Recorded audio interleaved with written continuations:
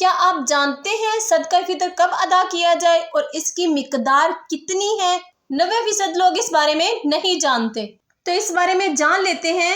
صدقہ فطر ہر صاحب نصاب آزاد مسلمان پر عید الفطر کی صبح طلوع ہوتے ہی واجب ہے۔ اس وقت اگر صاحب نصاب ہے تو صدقہ فطر واجب ہوا۔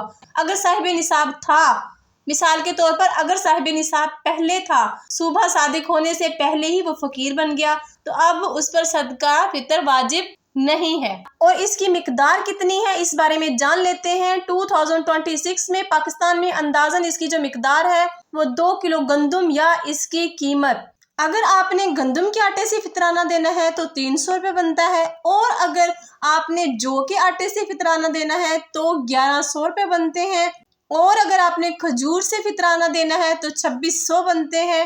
اجوا شریف کی کھجور سے اگر آپ نے فطرانہ دینا ہے تو وہ ہے 19,200 روپے، اور اگر آپ نے کشمش سے اپنا فطرانہ دینا ہے تو کیا بنتا ہے 7,200 روپے۔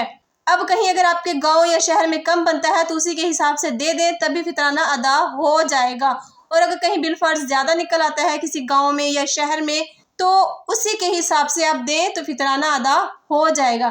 حدیث پاک میں 4 قسم کی چیزوں سے جو فطرانہ وہ دینا ہوتا ہے، گندم، جو، کھجور، کشمش۔ آسان ہے، خود بھی سیکھیں اور دوسروں کو بھی اس کی تعلیم دیں۔